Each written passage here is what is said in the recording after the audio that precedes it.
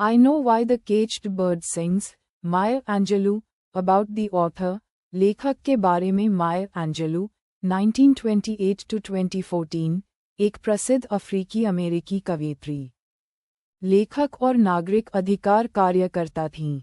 उनकी आत्मकथा, I know why the caged bird sings, 1969, में बचपन और किशोरावस्था की कठिनाइयों, नस्लवाद, उत्पीड़न और संघर्ष का विवरण है। फुल स्टोरी, पूरी कहानी English version. The book tells the story of Maya Angelou's early life. After her parents' separation, Maya and her brother Bailey are sent to live with their grandmother in Stamps, Arkansas. She grows up facing racism, segregation, and social discrimination in the American South. Despite these difficulties, she finds comfort and escape in books, learning, and literature. During her childhood, Maya experiences trauma, including sexual abuse, which affects her self-confidence and voice. She becomes introverted and struggles to speak out.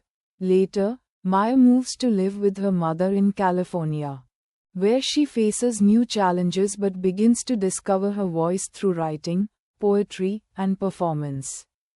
She learns to express herself, overcome oppression, and embrace her identity as a black girl in a prejudiced society.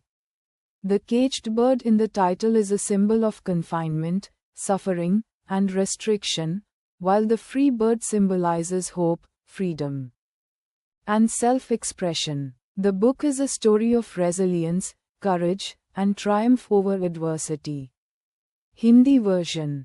किताब, I Know Why the Caged Bird Sings, Maya Angelo के बचपन और किशोरावस्था की कहानी बताती है। उनके माता पिता के अलग होने के बाद, माया और उनका भाई बेले स्टैम्प्स, अरकनसस में अपनी दादी के पास रहते हैं। वहां उन्हें जातिवाद, भेदभाव और सामाजिक असमानता का सामना करना पड़ता है। इन कठिनाइयों के बावजूद, माया को किताबों, शिक्षा और साहित्य में सांत्वना और मार्गदर्शन मिलता है। बचपन में, माया को यौन शोषण और अन्य आघात का सामना करना पड़ता है, जिससे उनकी आत्मविश्वास और आवाज़ प्रभावित होती है। वह अंतर्मुखी हो जाती हैं और बोलने में हिचकिचाती हैं। बाद में, माया अपनी मां के पास कैलिफोर्निया चली जाती हैं, जहां नई चुनौतियां आती हैं। लेकिन वह लेखन, कविता और प्रदर्शन के माध्यम से अपनी आवाज़ खोजती हैं। वह सीखती हैं कि कैसे अपने विचार व्यक्त करें, उत्पीड़न के खिलाफ लड़ें और अपने आप को स्वीकार करें। किताब में केज्ड बर्ड का प्रतीक है बंदिश, पीड़ा और प्रतिबंध, जबकि फ्री बर्ड का प्रतीक है आशा, स्वतंत्रता और आत्मा अभिव्यक्ति। ये कहानी सहनशीलता, साहस और कठिनाइयों पर विजय की है।